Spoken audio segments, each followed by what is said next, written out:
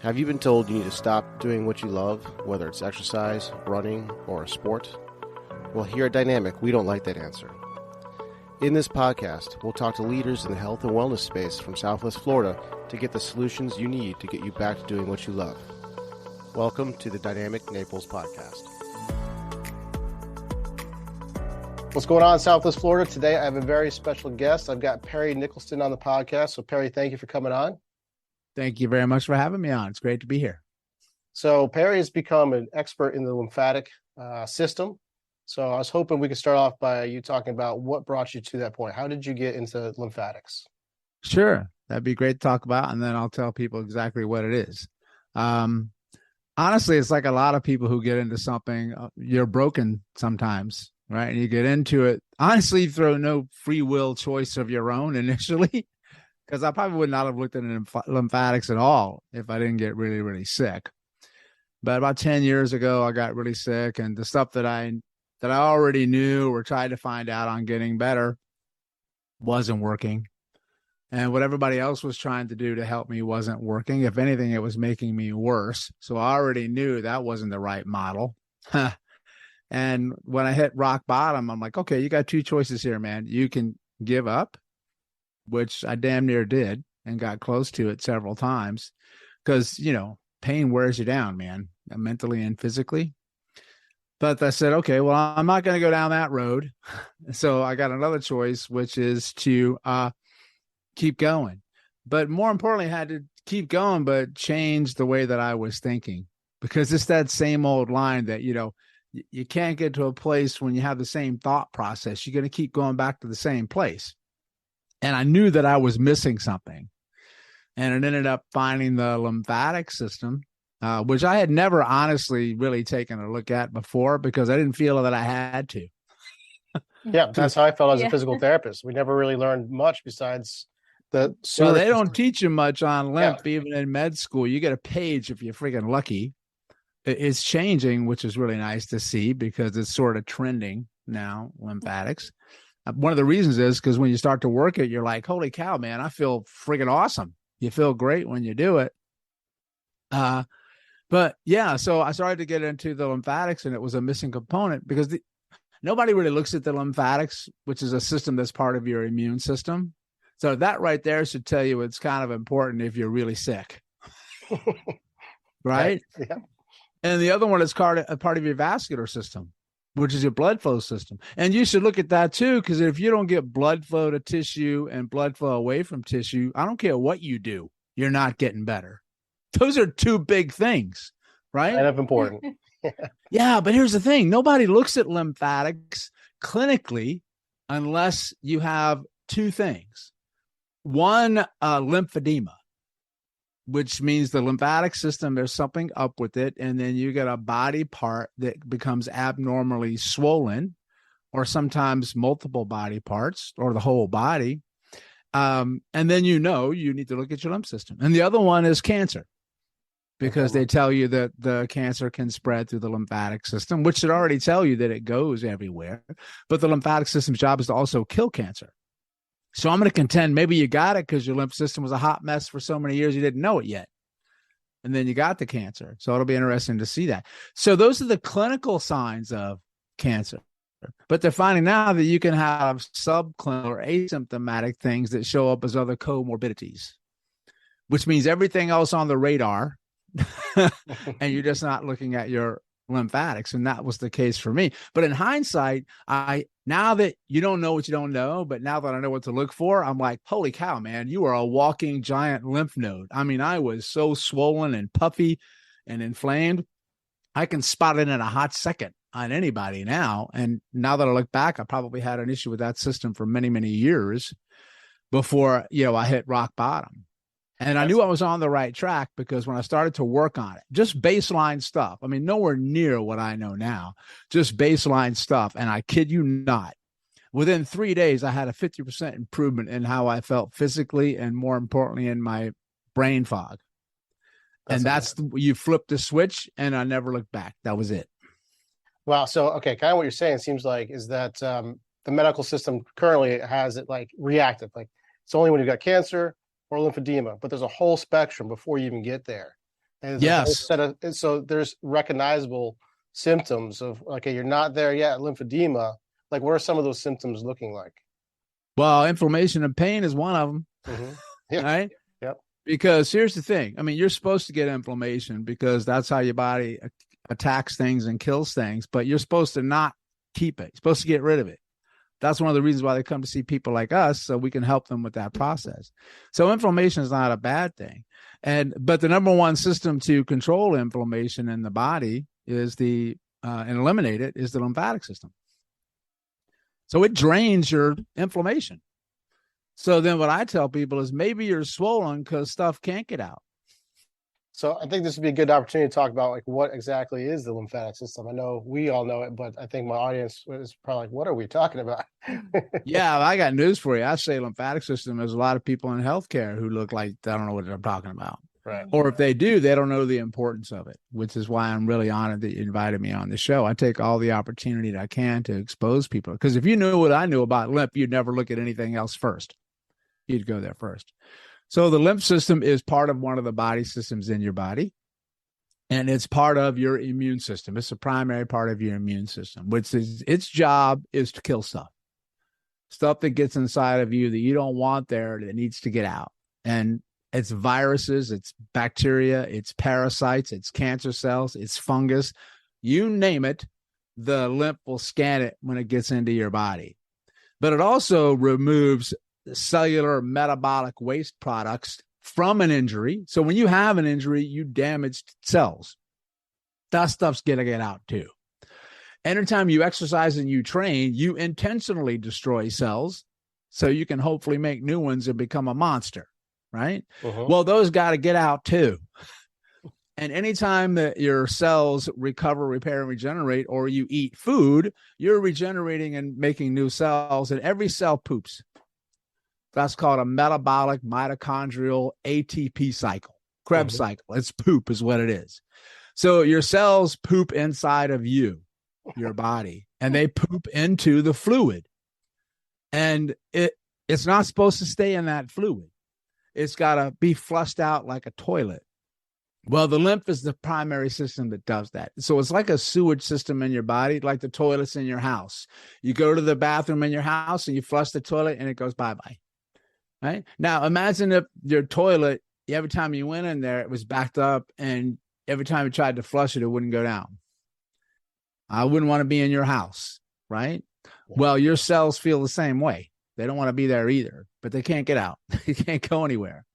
So they're surrounded by toxicity, and then you'll pay the price through inflammation. But they're also immune scanners. So you have lymph nodes in your body, and you got about 400 to 700 of them, depending on the research that you see. And they're those little mini toilets, basically.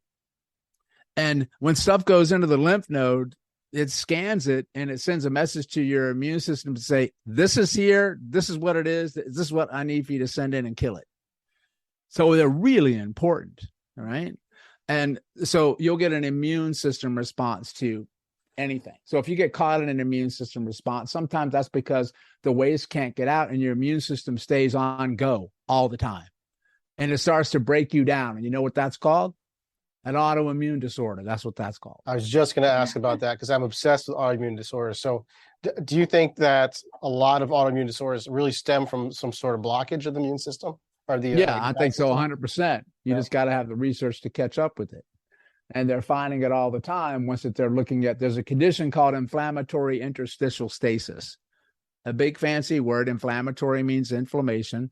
Stasis means what? Stagnation, no movement. And the lymph is supposed to move fluid out of your body. And interstitial is the fluid between the tissues of the body. And that fluid becomes static. You get inflammation, and then the immune system kicks into gear, and then you get all the symptoms of an immune system disorder because the body's trying to fight what's there, right? And it's also part of your vascular system, like I mentioned before, because the lymph actually forms embryologically early on in your life from the veins of the body, the venous system. And the first cluster of lymph nodes that gather are at the neck, right at the collarbone, right there. That's also the drainage point for all the lymphatics in the body. All the lymph drains to the collarbone into what's called subclavian veins. Sub means below, clavians for clavicle, and the veins to take it back towards the heart and the lungs. So the systems interconnect. They're separate in name, but nothing in the body is ever separate, ever.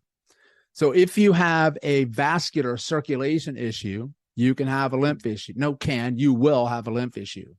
If you have a lymph issue, you'll have a vascular circulation issue anywhere in the body. And that's big because you compromise the two fundamental things that you need to get better. And I just, when I got sick, I had to break this down to like kindergarten level and say, okay, why in the hell am I not getting better from all these complicated therapies that are supposed to work? Something's missing. So I went back to like Sesame Street level, C-spot run. I got a cell, and I got a cell that wants to heal, recover, and regenerate and function at its optimum so I can be a monster. What does it need? Well, it needs oxygen and nutrients. Those are two pretty big ones. And then I think to myself, well, how in the hell does it get those things? Once you eat it and once you breathe it, it's got to get there through blood. So that's the supply chain to something. Now, most people don't even have that. It's not even getting there. Why? Because they already have too much inflammation. Then if it does get there and the cell says, this is great, thank you very much, I'm going to use this quick, and then it uses it to make energy through the mitochondria, ATP. Whenever you have energy, you have a metabolic process, you always create waste. So then waste goes out, and then the waste has to get out. Those two things. So my fundamental premise is this: if you're missing any of these, you will not get better no matter what you do. So you're either not supplying it or it's not evacuating, right? Basically. Both. You can't have one without the other. That makes sense. So you have to have nutrients in, but you have to get waste out. Because here's what you need to understand. The body will not allow anything in that it can't get out. Which means just because you're putting something in the body doesn't mean you're absorbing it. That's what that means. And a lot of people are not.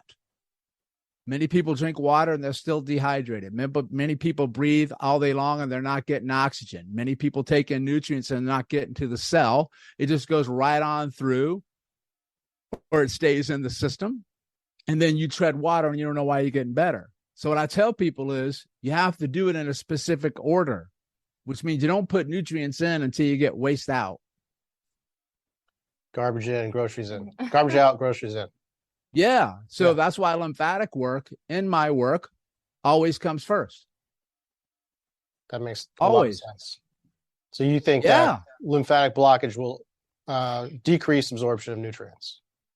Absolutely. Yeah, because you're going to have so much waste in the tissue, so much swelling and inflammation. You don't have what they call the milieu, the environment that's conducive to the cells to absorb it, but your cells are not stupid.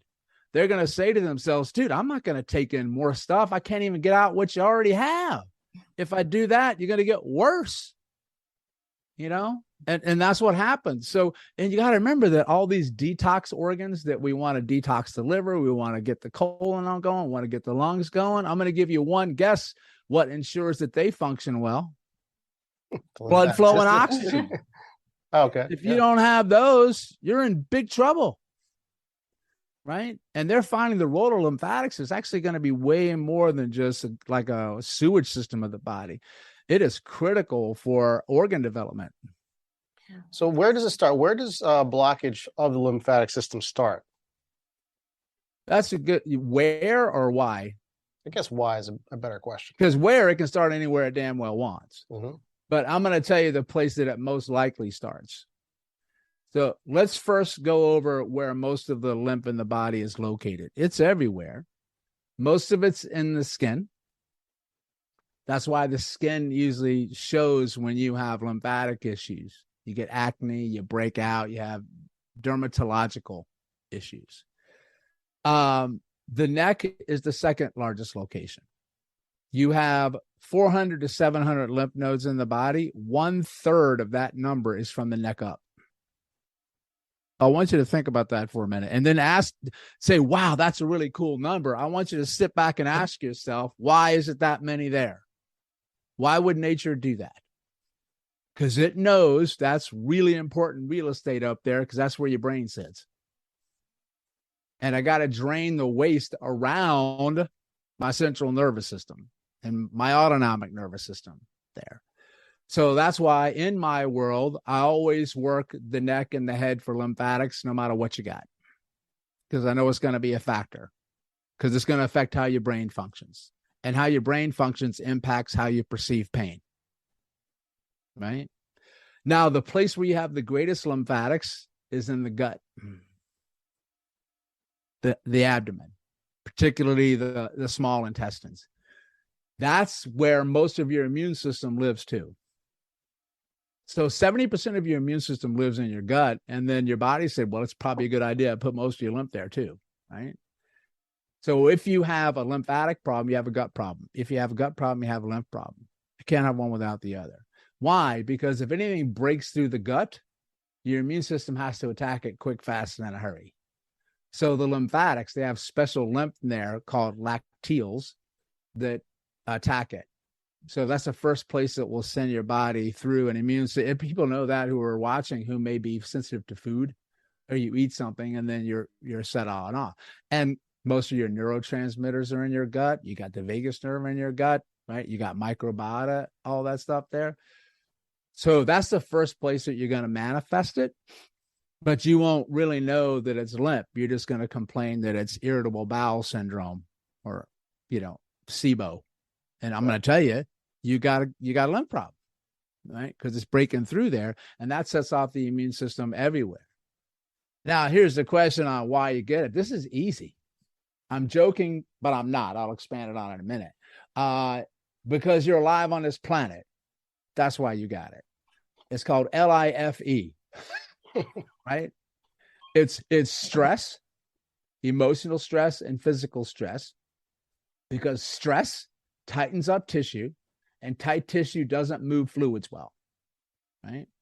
You put yourself through a sympathetic dominant autonomic nervous system fight or flight, and that rules the lymphatics, and that can kick off your immune system to go into high gear. It's called a neuroimmune response. Anytime you get a heightened nervous system response, the immune system prepares itself because it thinks you're going to get hurt. So it's ready for anything that's headed your way. So it's always on. All right. And the other one is toxins coming into your body from how you think, your relationships, which affects your body chemistry, but also mostly through, what we put on our skin, all the stuff that's in the modern day world, what you breathe. And probably the worst one is what people put in their mouth, which is supposedly food these days, but it's got, who knows what the hell's in there. Then you mix all that stuff together, and then your lymphatic system's like, you're kidding me, right? Like, you're killing me. You're literally killing me here. I can't keep up anymore. And then eventually it reaches to a point where it can't do it anymore. And then that's when it sends you the signals that it needs an issue. And that's usually pain and inflammation. So the lymphatic system, is supposed to function at optimum. It can get overwhelmed, but it should recover from that. So there's a few things that move your lymphatics. Now, movement moves lymph. That's like moving water. We are mostly water in our body, and it needs to move. And humans are designed to move. And humans, at least in the West, we don't move. We sit all the time. So we become very stagnant, right? And then the other one is diaphragm breathing through the diaphragm. Now, people who follow your show might know what that is, but some don't. It's a muscle that sits in the lower part of the rib cage that when you breathe in, it expands and pushes your organs down towards the floor. And then when you exhale, the muscle relaxes and it lets the organs come back up. So to me, the biggest part of breathing is to move your organs. And then that's a pump. And that moves the lymph, because most of the lymph sits in your gut, and the largest lymph node in your body, called the cisterna chyli, sits right in the center of your abdomen. So if you don't move and then you don't breathe through your diaphragm, you're already in big trouble, right? Yes. And then this is when people tell me, this is what follows next. Doc, I'm a breathing ninja, man. I do every type of breathing you could think of. I've studied with the best. I move all the time, any way you name it. Shouldn't that be enough? And I'm like, well, first of all, that's great that you're doing it. And the answer is should is the operative word. Because sometimes the blockages are so intense or so numerous or so chronic that those are no longer enough. And the only way you're going to move them is to get in there and do some heavy lifting. And you use these two things known as your hands and you move them around. It's like taking think of a stream that's got water going in it, because lymph is mostly water. And there's a couple of big rocks blocking it. I can try to push more water there, but that might not work. I got to get in. I got to move those suckers out of the way. So what I think that they're going to find is they're going to hopefully get a mixture where you'll combine manual intervention, where they may be able to find some genetic factors or pharmacological interventions so they can both be used at the same time, which would be a really wonderful combination. Yeah. What about things like are you familiar with the Mark Pro? I'm sure you are. Things like that pulse the muscles. Do you think that helps with the lymphatic system? Oh, yeah. Yeah. Anytime you move any part of the body, you move lymph. If I touch you, I move lymph, right? All type of touch or all types of pressure moves lymphatics. So the question is, where are you moving it? Right? Up towards the collarbone, I'm guessing. Well, that's where it's supposed to go. Yeah. Right. So you mentioned pressure before. And this is really, really fundamental for people to understand, because if you understand how fluid pressure works in the body, you can figure anything out. And most people don't know how it works because they don't think about pressure. So here's how it works. With fluids, it's called hydrodynamics.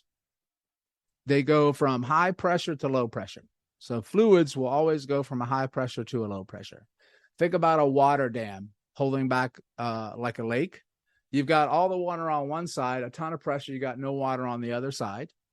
If I open up the doors of the dam, where does the water naturally want to go?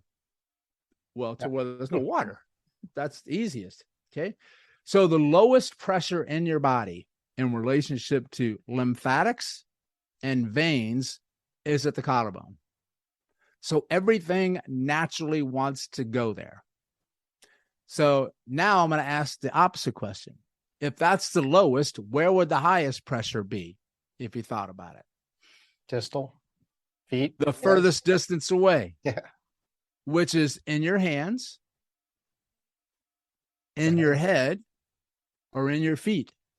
And that's why the feet and the hands swell up so much. One, because they got to fight gravity, which is always there.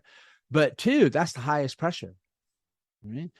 But in order to get there, it's not a single easy straight line pipe shot. It's not that easy, man. Guess what you have to get through? The 600 to 700 lymph nodes I just told you about. And each one of those has a pressure gradient. So if you have blockages in some of the lymph nodes, or what we call clusters, they gather in groups, that increases pressure in certain areas that the flow can't get through. So it can't reach the neck, even when it wants to get to the neck. Now I'm going to go back to the beautiful design of the human body and how nature is really smart. So we know that the lymph nodes are little toilets, right? And we know that movement moves lymph and breathing moves lymph. So you get most of it in your gut. That's the diaphragm connection. And then puts all of the clusters in the primary joints of your body that you're supposed to get the most flexion and extension and motion in. The back of the knees, the front of the hip, the shoulder, and the top of the neck. And those are the areas where, guess what? Most humans don't move, because sitting closes every single one of those down. Sagittal movements closes every single one of those things down, right? So that's why you have to go in and work those joint areas a lot, but you have to do it in the right order.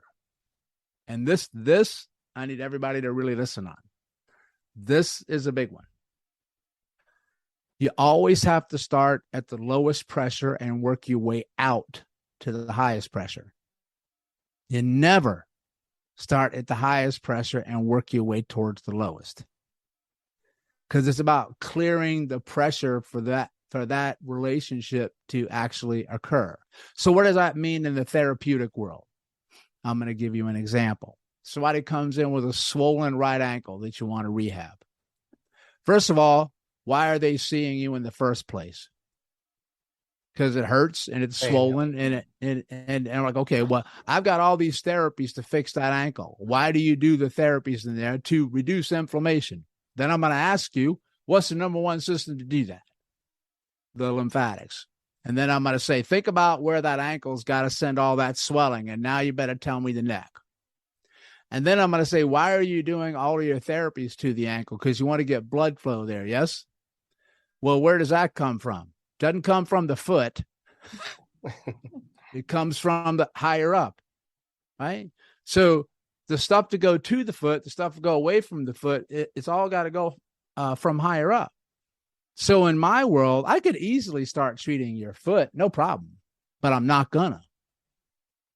I need to go and make sure that the supply chain in and the supply chain out actually functions well. Then I'm going to go to your foot. That's super interesting. So if you have an ankle injury, you're going to be clearing the neck and working your way down the body towards the lower extremity, and then you'll start working on the ankle. Yes, because what I have to do is, now that person's lymphatic system may be okay. It may not be compromised, but I highly doubt it. So what I have to do is I have to assess to make sure. And even if it is functioning well, I want to clear those areas anyway, so I can make them even better. So when I go to the ankle, right? Because somebody may have had an underlying lymphatic circulation issue for a long period of time, and then they get the ankle injury, and that's the catalyst that sets the whole system off. Not just the ankle, but a lot of other issues, right? So that's where in my world, you have to look and make sure that you don't have any swelling at your collarbone.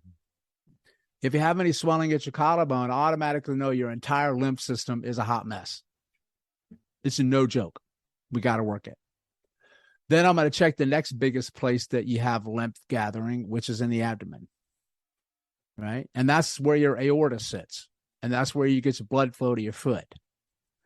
So as if you're blocked in your abdomen in any way, shape, or form, you're going to struggle to get well. Right? And you're assessing by feeling? Like how do you assess the abdomen?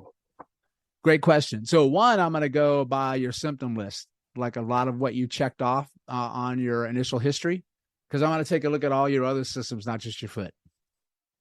And then I'm going to assess where you may have clinical signs of a lymphatic system problem, a pain in other places, swelling and inflammation and edema in other places that you were not aware of because you're so focused on your foot or what your skin looks like. Or it's really easy, like in the world of manual therapy, I stick my fingers in your abdomen and see if you want to punch me in the face. If you do, I already know it's a problem. What that means is that it's tender, there's puffiness, there's swelling, or there's guarding, or there's vulnerability. So you're not supposed to hurt when I push on tissue.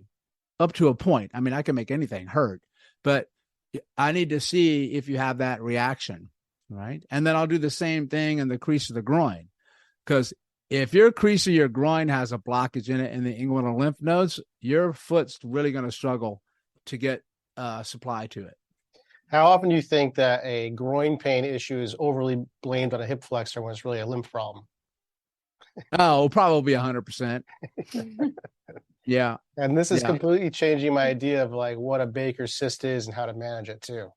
Do you think a Baker's cyst is something separate, or is this falling right into what you're talking about? That's a great, so I get asked this question a lot. First of all, I don't believe there's anything separate in the body. It never exists. It's fluid, but it's a different compartment. They're there. So doing lymphatic work, you may have a difference in the cyst draining, but then I'm going to ask myself, why the hell did you get the cyst in the first place? Like, what's the environment in your body that it says to itself, my only option is to make a cyst and expand something? So any kind of mucus or cyst and stuff like that's a protective response. Right? Encapsulate something to protect it. All right. And of course you can get that from trauma, but you're going to protect that too. So once I'm going to go back and look at that surrounding environment. So the analogy that I give everybody that will really send this home is I gave the toilet analogy, but my program is called Body Aquarium Lymphatic Mojo. So think about a fish tank. It's a perfect example, right? So you've got a tank, and in the tank you got water, and then hopefully you have fish that are alive and beautiful and wonderful and thriving. You got all different kind of fish in there, right? Just like your cells. And to keep that water healthy, what do you need? Movement. Yeah, you need oxygen in the water, but you need it to move, and you need a filtration system. If you got a really nice tank, that's tucked up underneath and you don't see it. But there's a lot of pipes in there, right? Because that, guess what? It recycles out the fish poop, the food that you're putting in there, so you can keep oxygen in there. What happens when the filter system goes eventually to the fish water and then the glass? It starts to get green. Yeah. It gets algae. It gets fungus. It gets parasites, it gets bacteria, it gets low oxygen. The fish start to get all this crap growing on them. And if you go up close to the tank and you look at a fish, I know some people are on video, they may see me or not, but you ever see a fish struggling to breathe? It goes, right? It can't breathe. There's no oxygen. It's got hypoxic in the water. Well, that's exactly what happens to your cells because you get hypoxia. Low oxygen. And I tell everybody, if pain is on board, you have low oxygen somewhere. You just got to find it. Yeah, maybe you're not getting it because your breathing is off. Maybe you're off because the carbon dioxide's off. Well, once again, you're back to the veins for the waste management part, but you got to find it. All right. So, and I tell people, you can go in and clean that fish tank and, I could take the water out and put brand new water in and I could put brand new fish in. And then a week later, what's going to happen? Same thing. Same thing over and over and over and over. And then I say, well, what would you want to do to make sure that it comes? Well, I'm going to change the filter system underneath. Exactly. So that's what I'm trying to tell people because that's what happens in the therapy world. Over and over and over. This keeps coming back. Let's try this. This keeps coming back. Ask yourself, why is that?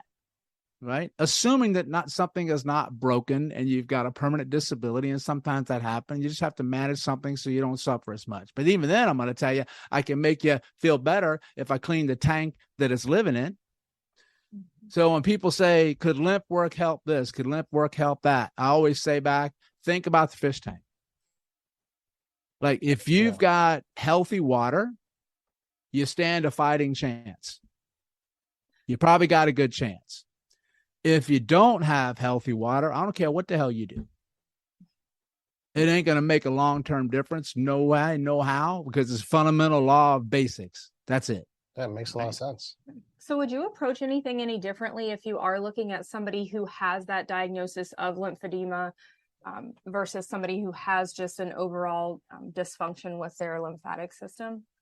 Yeah, that's a really good question. So you've got the obvious clinical signs of lymphedema, and it also can be combined with what they call lipedema, more of a fat adipose type thing. They're the same, but they're different. Both there's no cure for either one right now. You have primary lymphedema, which is a genetic one they're usually born with, and it can get kicked off at any time, and you're always going to have that no matter what, and you got to manage it.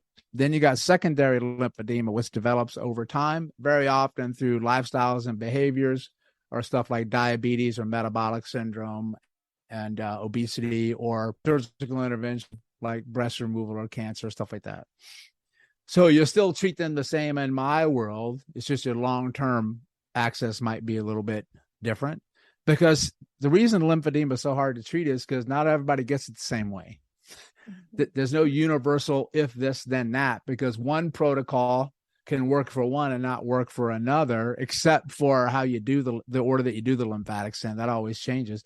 That's why they're struggling to find a pharmacological intervention, because it has to be a very narrow window for it to work on a particular gene. That's called a PROX1 is the one that they're working with.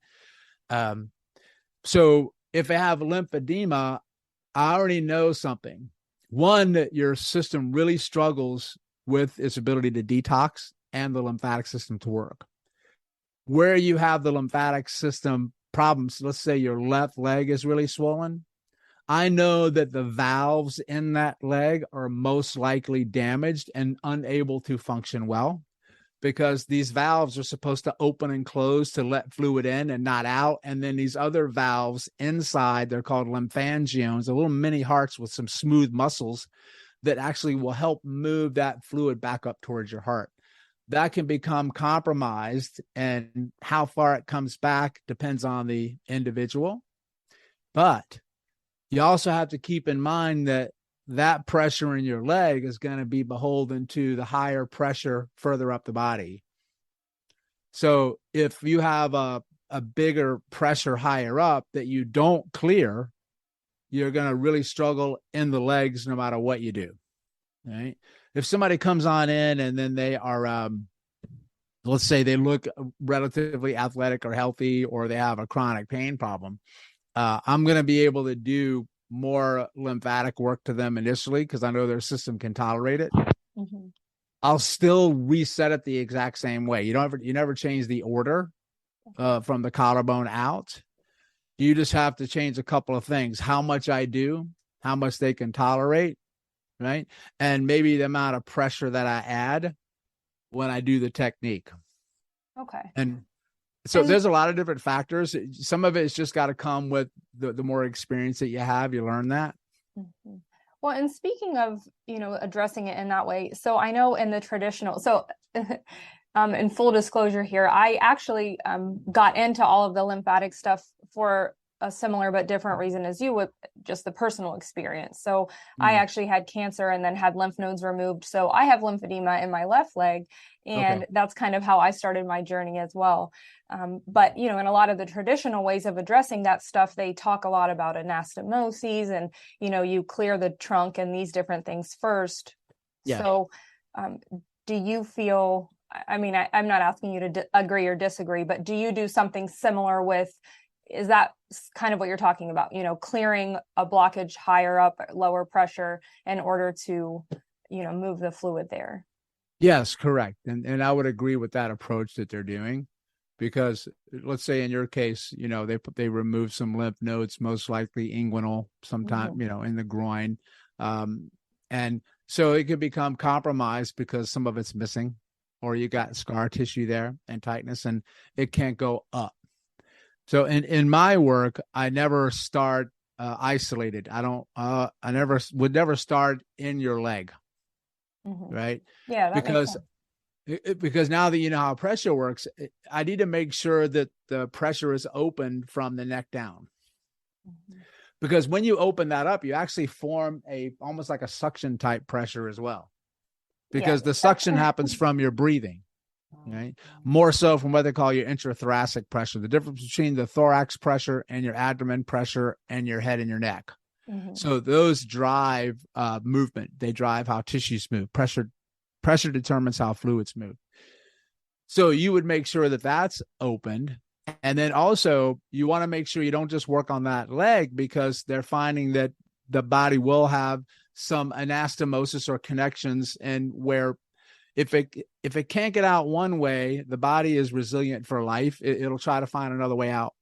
So you'll actually create different ways for lymph to get out. It's called lymphangiogenesis. So what that means is that your left hip will now try to send fluid to your right hip.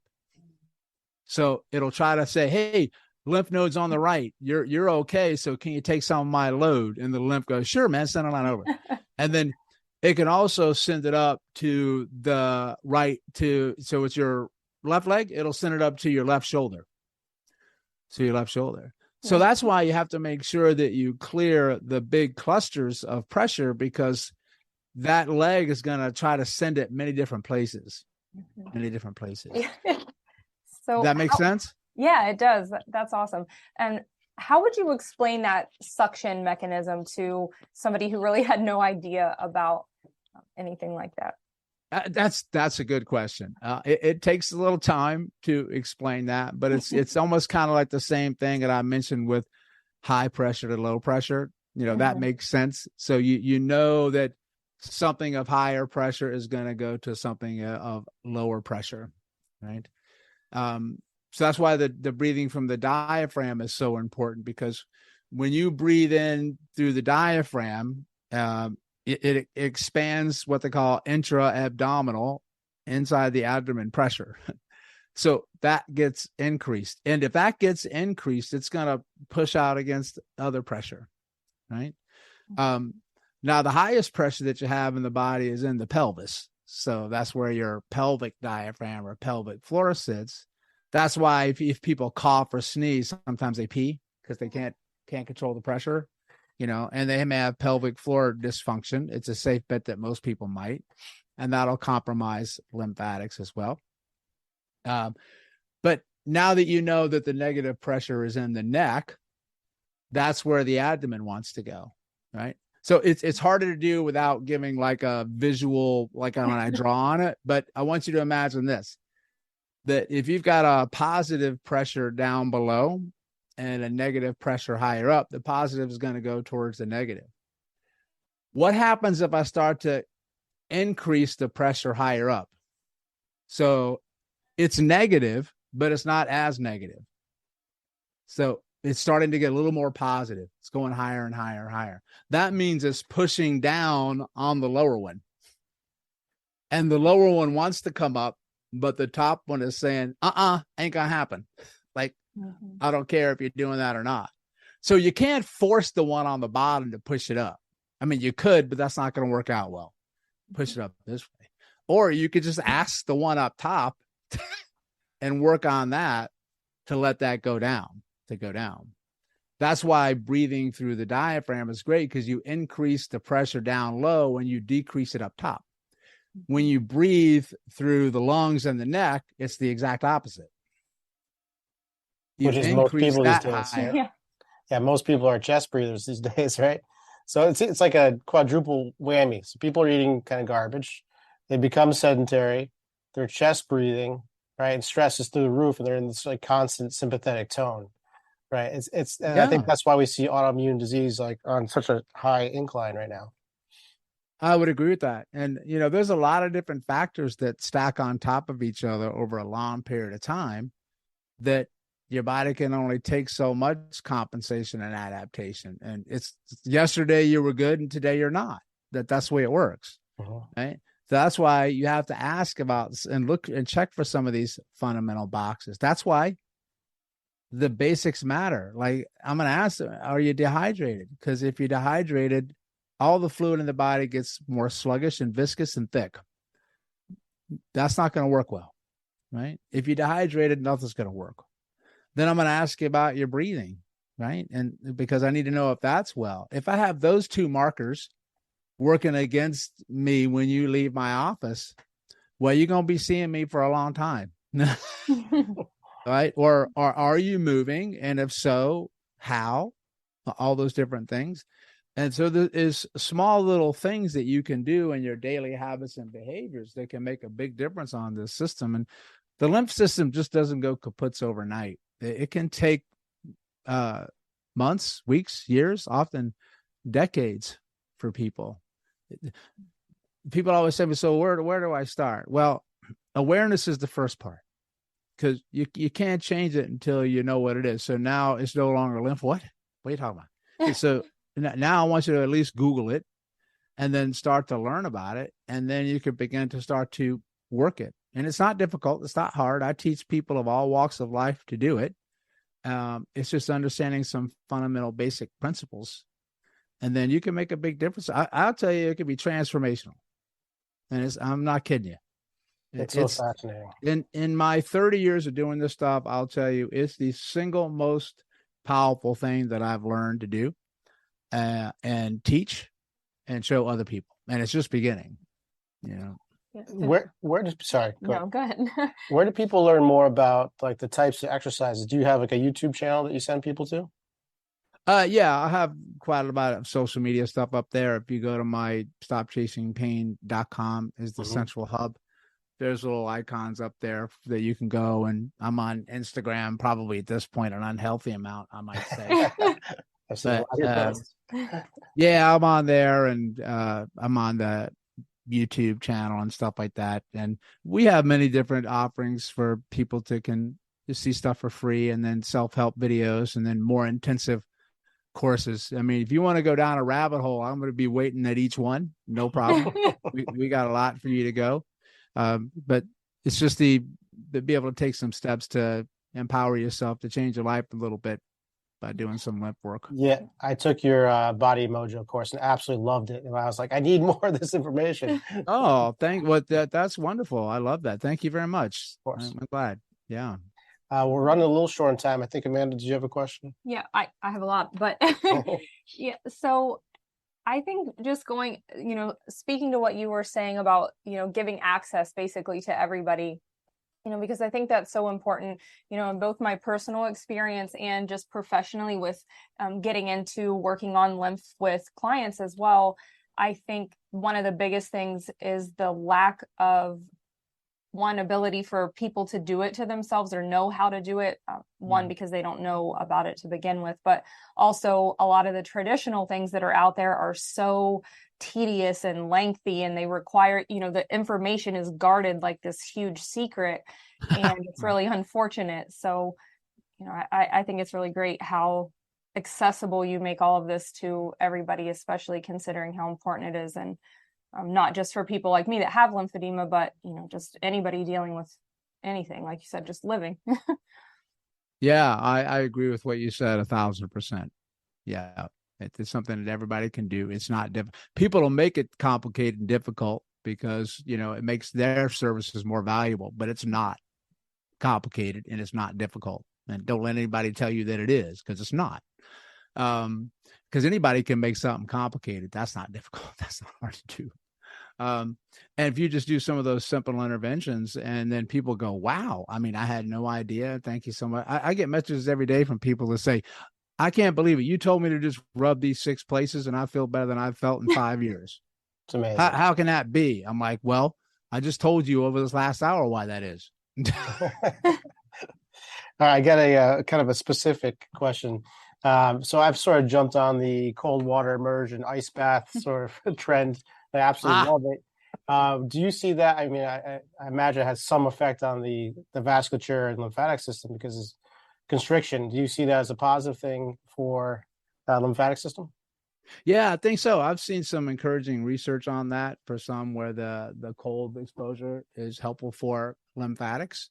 I'll be honest, it's not something that I'm very familiar with because it's not something that I do or I've studied yet. I'll probably get into that more in 2023. Mm-hmm. I'm more of a heat person because I follow more Eastern medicine perspectives on opening things up from there. But yeah, anytime that you change how tissues respond to their environment, you're going to change how fluids move, right? The only thing that I've found in relationship, at least for my patient population, is that cold therapy can be really, really great, but you've got to ease into it. Because the people that I see are usually sick for a long period of time. They've got autoimmune disease or polyautoimmunity, more than one. They become hypersensitive to any interventions at all. Yeah. And sometimes the contrast to that extreme cold puts them into a shock response. And they feel great, and it does some good stuff physiologically like it's supposed to. But ultimately, it can shock the system and slow progress. So you have to tread lightly, depending on the client base that you're working with. Yeah. That's why when I do anything with cold, I always start with just the face. So it can be too much too fast for the wrong person. It can be, yeah, because it's not just that you're doing really great things to a system. I need to know, can this individual person's system tolerate that at this moment, on this particular day, in this second? Yeah, of course. Yeah, and that's very individual. That's very, very specific. So there's no cookie cutter things in my. The only cookie cutter thing I'm going to tell you is you always go from low pressure to high pressure. That's it. That's the only thing I'm ever going to tell you. Never changes. Well, I think we have one last specific question. Are you cool with me asking about that? Yeah. So can you go ahead and ask it? Which one? The element one. Oh, okay. So a general question about I know when you're looking to support your lymphatic system, you're looking at, like you said, the nutrients in.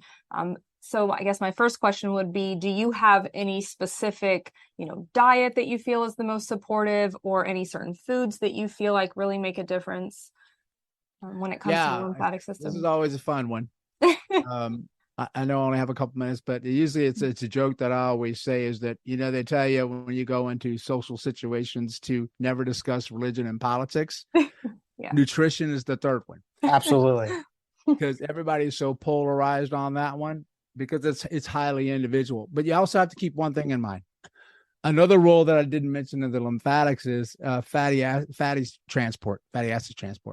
It's supposed to transmit long chain fatty acids that go into your gut. And those are all the crappy ones that you don't want, right? The canola oil, the sunflower oil, the safflower oil, all those things that are in most stuff that people eat.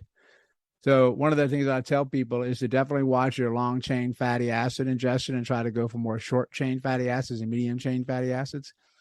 And I found Mediterranean diet overall has seemed to be quite successful for the clientele that I've done.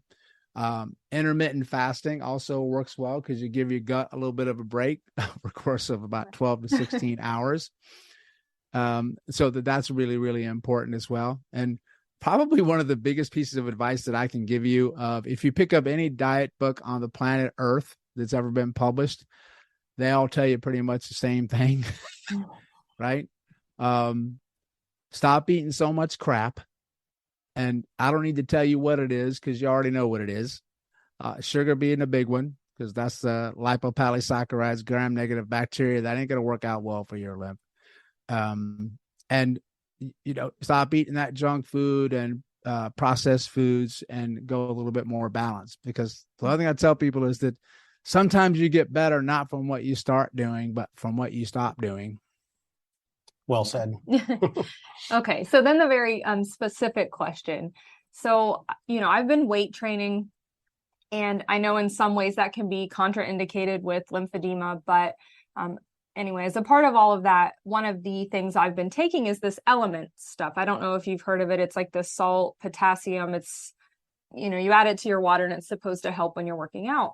Yeah. And I've noticed an increase in the swelling this last couple of months, and recently had to take a little bit of a break from working out. So therefore quit drinking the element.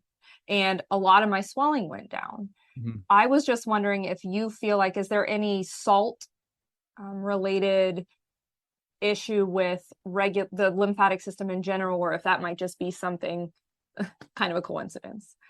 That's a really good question. I would think on a yes in that one in some way, shape, or form. One, because all the systems interrelate to each other, and if you're going to talk anything with fluid balance in the body, you have to bring the lymphatic system into the mix. So most humans are deficient in their cellular salts, right? That's one reason why just drinking regular water isn't enough for most people, because they just pee it out, or it swells around the cells and doesn't go in. But it also comes into a point sometimes to a point of, okay, what's your dosage of what you're doing? Mm-hmm. Right? On that one. And it's like I tell people too, is that, you're allowed to have more than one problem, which means that there's probably a couple of other factors going on into that one as mm-hmm. well. But yeah, I really believe that there's going to be a lymphatic component. How much, I don't know. And how much is driving the overall picture, I don't know. But there's going to be a piece of it somewhere. And what I'd like to end with, because I know you got to go, is a very important thing. Stop chasing pain. What that means is, it doesn't mean stop treating pain. It means stop chasing it. You always want to treat where it hurts because you want to show empathy, and it hurts and people expect you to. But when it comes to the lymphatic system, you can have an area of pain that's not the greatest location of lymphatic compromise or blood flow at all. It can be coming from someplace completely different. And I'm going to tell you right now, it always is. X never marks the spot. So that's why you have to look at all of the lymphatic system, because you can feel something in one place that's actually coming from an issue somewhere else. Does that make sense? And that's really important in relationship. That's why I never, ever, ever do isolated lymphatic work. Never. I do it after I do a global picture. That makes a lot of sense. It does. Yeah. Clarifies a lot for me too. Well, feel free to reach out to me after the Yeah. show. I mean, I'll be happy to help you with anything else or questions that you have for yourself personally or whatever, because I know we're on a time Thank crunch, you. but Yeah. you reach I out. appreciate Okay? it. Yeah. I feel like I could ask you questions on this for hours. Yeah. I could keep going for hours. I teach a course that's 16 hours long. Dude, we just getting started. Well, Perry, I really appreciate you coming on. And we'll definitely reach out for more information. Yeah. So your website one more time was what? StopChasingPain.com? You got it right there. All right. I really appreciate it. Thank you so much. Thank you so much. You're welcome. Why guess when you can test? Do you get hangry or crash after a carb-heavy meal? These could be indicators that there is a dysfunction in your blood glucose regulation. If left unchecked, it can lead to irreversible changes. If you catch it quick enough, you can make diet and lifestyle changes that will get your levels where they need to be. 88% of Americans are pre-diabetic and don't know it. Diabetes underpins many of the pathologies we deal with in this country, such as obesity, high blood pressure, heart disease, and stroke. For some reason, it is rarely screened with your physician, and if they do test for blood glucose, it's usually with an A1C or a fasting glucose, which can sometimes give you a false negative. NutriSense is a company that supplies continuous glucose monitors. We've paired with NutriSense to get you real-time data to see how your physiology responds to glucose. The NutriSense app lets you track your daily activity to see how food, sleep, exercise, and stress impact your glucose. You can log or import this data into the NutriSense app to see the effect on your blood glucose levels as soon as it happens. Use the code DrChris25 for $25 off your order today. Do you have unexplained pain? Or do you wonder just how healthy you are? When was the last time you had your blood tested? Blood chemistry analysis is a great tool to stay ahead of any health conditions, and now you can have control of your health with Let's Get Checked. Let's Get Checked is an incredible company that sends blood tests to your home. You can choose from over 30 different tests, whether that's thyroid function, testosterone, micronutrient, cholesterol, or C-reactive protein, which is a marker for inflammation. It is sent to you with free shipping, and you get your results in 2 to 5 days. No physician referral needed. Use the code DPT25 for 25% off. You can find links in the show notes. Did you know that you can get started with physical therapy without a physician's referral? Physical therapists don't just solve pain, we get down to the root cause and keep it from coming back. We also discuss all things health, such as nutrition and lifestyle changes. If you feel that you could use some help, let's get on a free consult call. Go to www.dynamicnaples.com and sign up for a free call. Also, if you like this podcast, please give us a rating wherever you listen to podcasts. It helps us spread the message. Thanks for listening, and we'll see you next week.